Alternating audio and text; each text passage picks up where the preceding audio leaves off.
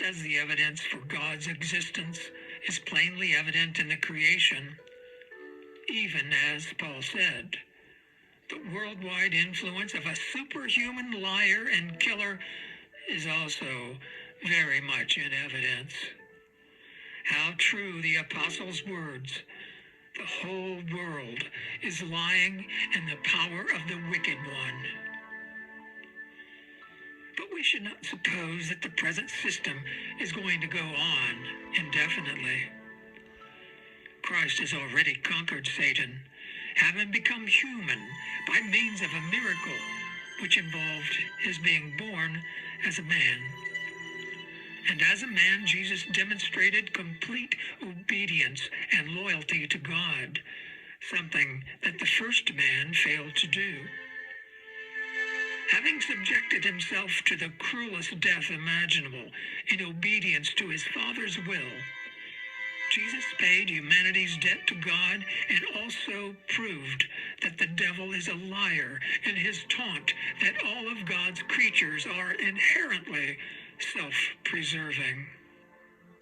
Having been resurrected from the dead to an indestructible life as a reward, and having already secured for himself the right to rule the world via God's covenant when he was a man, the second coming of Christ will be with power and great glory.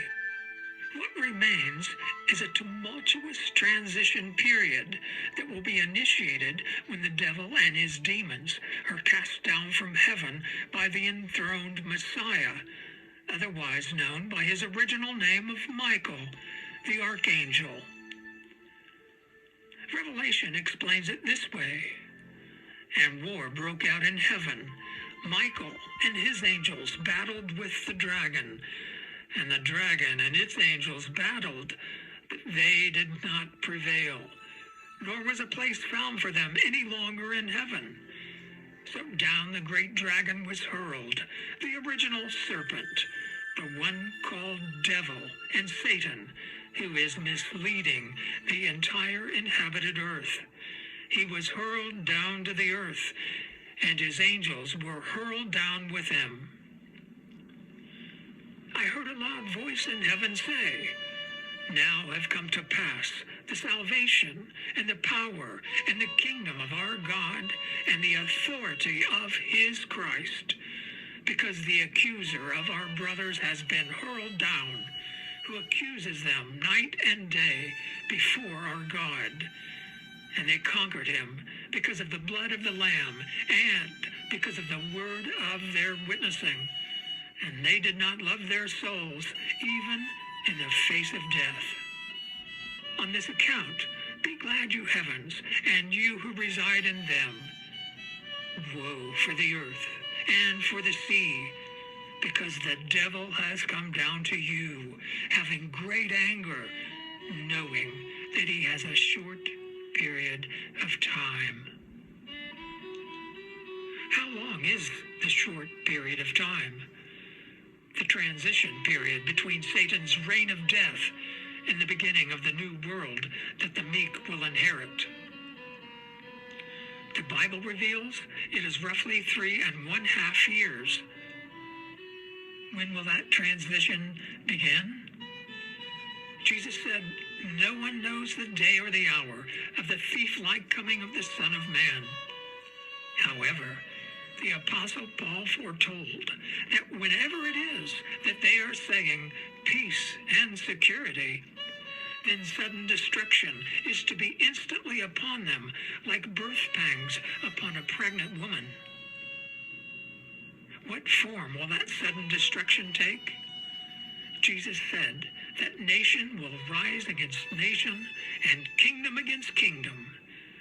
That will be the beginning of the birth pangs of distress. While Jehovah's Witnesses have been instrumental in declaring the kingdom of Christ and the name of Jehovah far and wide, publishing Bibles and teaching material in over 700 languages, the short period of time after the demons are confined to the vicinity of the earth will be marked by worldwide persecution of those who have the work of bearing witness to Jesus, resulting in a final witness given by the chosen ones before their departure.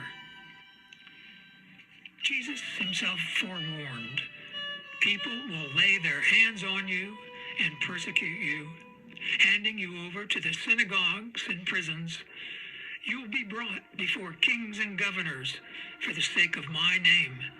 It will result in your giving a witness. Therefore, resolve in your hearts not to rehearse beforehand how to make your defense. For I will give you words and wisdom that all your opposers together will not be able to resist or dispute.